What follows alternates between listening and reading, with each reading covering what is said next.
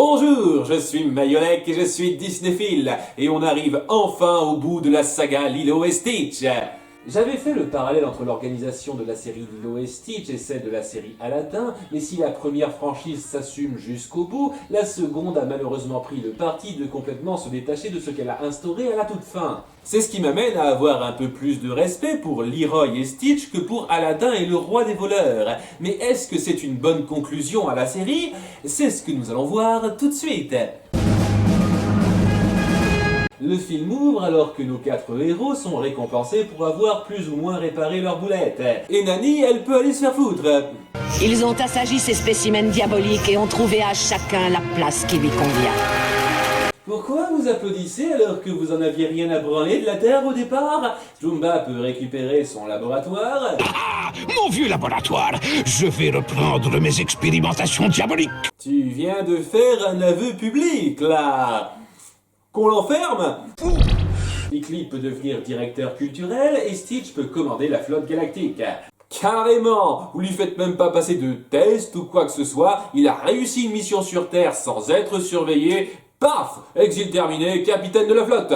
Lilo Pelekai, vous serez notre première ambassadrice sur la planète Terre. De retour à Kawaii, vous aurez la responsabilité de toutes les expériences. C'était pas déjà le cas? Mais Lilo est attristé de les voir partir et veut qu'ils restent avec elle. Je déteste quand ils font ça. Tout le monde accepte de repartir sur Terre, mais très vite Lilo se rend compte que leurs rêves manqués les rendent maussades. Et ce ne sont pas les seuls. J'ai été incapable de capturer le moindre spécimen diabolique. C'est faux, t'en as capturé quelques-unes. T'as pas réussi à les garder à la fin, c'est sur ça que tu devrais t'apitoyer. Le docteur Hamsterfield. Oui, je vais le faire évader de prison. Quoi? Oh, pour ça, il a pas besoin de toi. Et alors que ses 3 amis continuent de mal cacher leur frustration, Lilo, après une conversation avec sa sœur, décide de les laisser s'en aller. C'est très dur de dire au revoir. Je sais, mon ange. J'aime bien le fait que ça prenne un peu tout ça à contre-pied. Je m'attendais tellement à ce que Lilo finisse par les laisser partir à la toute fin, mais elle fait preuve d'une maturité très touchante pour son âge ici, en pensant à leur bonheur avant le sien. Et quand on voit certains moments immatures un peu gavants dans la série, c'est à la fois rafraîchissant et ça appuie une belle évolution du personnage. Et puis ça amène de jolis moments d'au revoir très touchants. Le seul bémol, c'est que si je comprends parfaitement le besoin de partir de Jumba et Piccoli, j'ai un peu de mal à le saisir pour Stitch. Oui, on a un peu mis en place son amour des gros engins volants avant, mais n'empêche qu'il est super attaché à Lilo et qu'il s'est vraiment forgé une famille sur Terre, avec Lilo et Nani, mais aussi avec ses 625 cousins, dont une avec qui il partage une relation amoureuse. Ce qui fait vaguement incestueux quand j'y pense maintenant. Le fait de commander un gros vaisseau spatial ne justifie pas trop le fait de dire adieu à tout ça. Enfin bref, après que Gantu a libéré Hamsterfield de sa prison imprenable... Vous êtes sûr qu'elle ne s'appelle pas Arkham en fait? Stitch est lancé à sa poursuite et on voit nos 3 aliens qui apprécient leur nouvelle situation, mais qui commencent assez vite à être pris de nostalgie. When leaves begin to die. C'est un joli passage, même si ça fait un chouïa redondant. Mais c'est là que notre méchante Mongerbille arrive pour s'octroyer les services de Jumba. Ah, voyons, Jumba. Nous avons étudié ensemble à l'université des génies diaboliques. Ce genre de truc existe au grand jour. Ne me rappelez pas un autre film, s'il vous plaît. En 25 années de proche collaboration, vous n'avez fait que tricher avec le grand Jumba. Vous n'avez fait que l'embêter. Alors pourquoi t'as conservé des articles de vous deux ensemble? Et t'as vraiment mis 25 ans pour t'en rendre compte? Hamsterfield décide de le forcer à lui faire une nouvelle expérience à partir d'un modèle qu'il a déjà créé. Et on n'explique jamais ce qu'il comptait en faire au départ. D'ailleurs, je trouve ça dommage qu'il n'ait pas rebondi sur l'expérience 6 de 8 créée à la fin d'un épisode et qui n'aura jamais eu de suite. Enfin bon, c'est ainsi que quelques heures plus tard, Leroy est né. Je vais t'appeler Leroy. Quoi?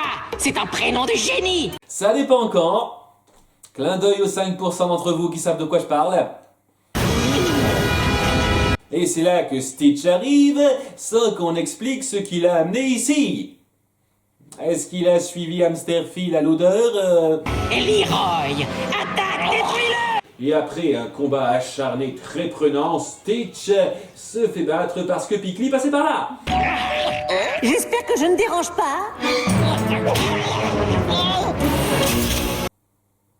J'ai connu plus satisfaisant comme conclusion.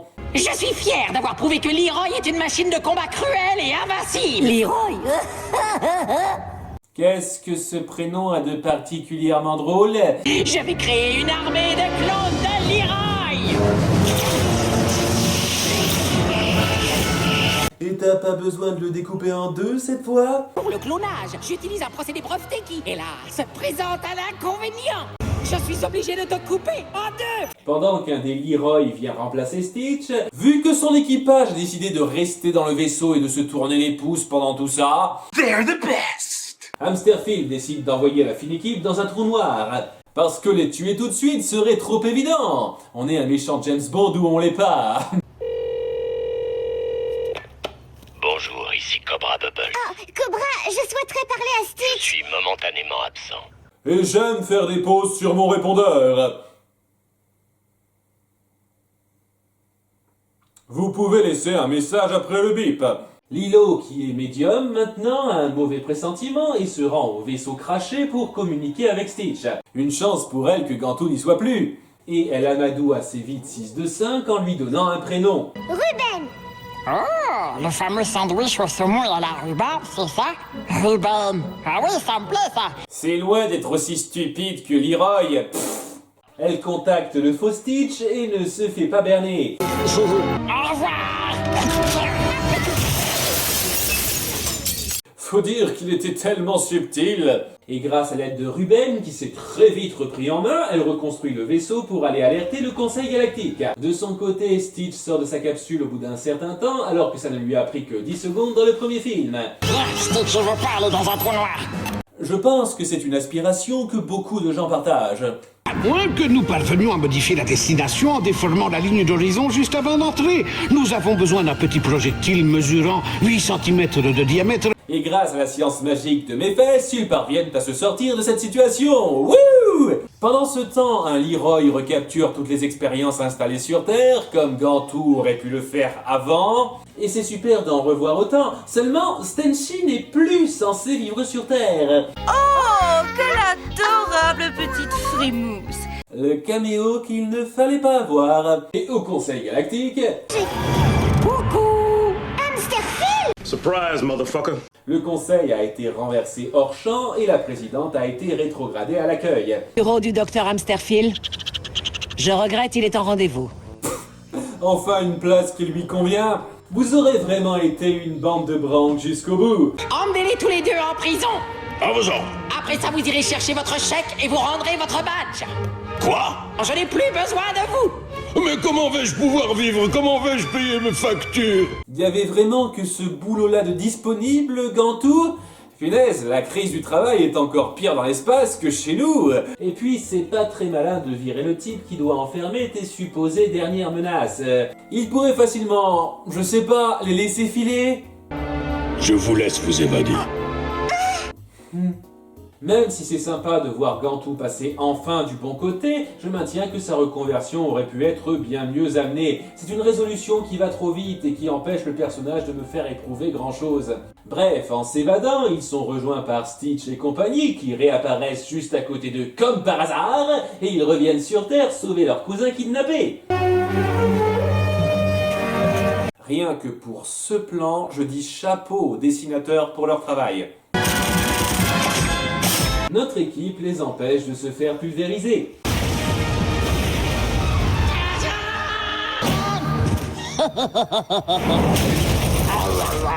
Ils devraient être morts, là. C'est là qu'Hamsterfield envoie son armée de clones à l'attaque et... c'est de loin la séquence la plus fun du film. C'est une véritable claque d'action visuelle, où la plupart des expériences déjà vues avant ont leur petit moment pour briller. Un pur délice pour ceux qui ont suivi la série.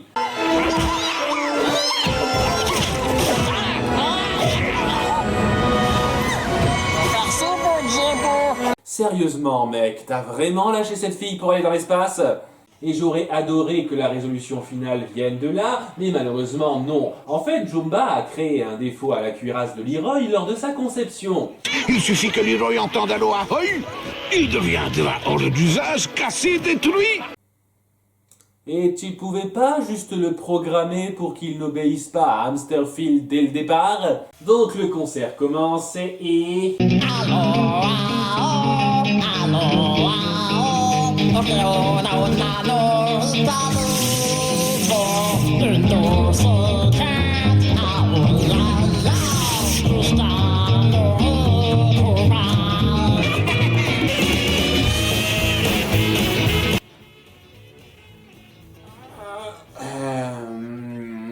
Je sais pas trop quoi dire. D'une part, la chanson sur laquelle Leroy a été programmé n'a pas du tout le même timbre.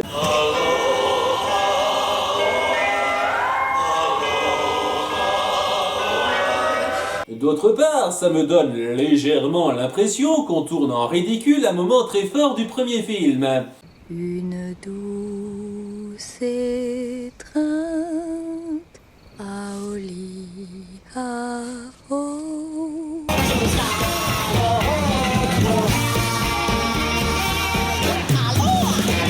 Enfin bon, les Leroy sont hors circuit et tout s'arrange. C'est avec plaisir que je reprends mes fonctions au sein du Conseil Galactique. Tout le plaisir est pour toi.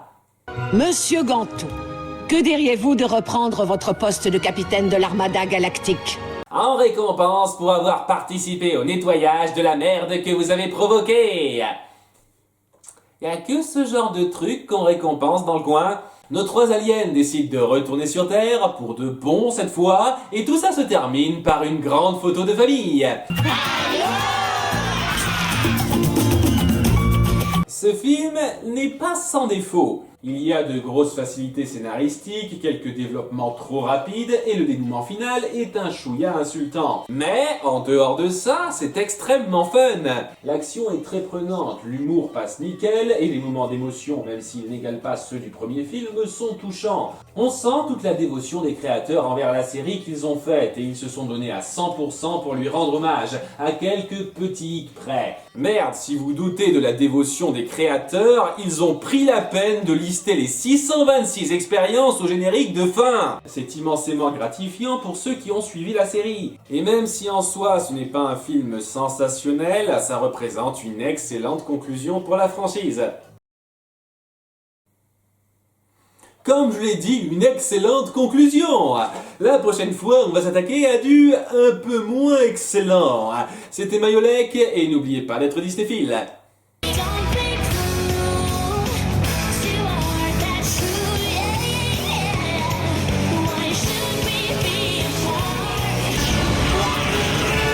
La voiture spatiale de Pickley a un rétroviseur Mickey. Disney a vraiment tout racheté.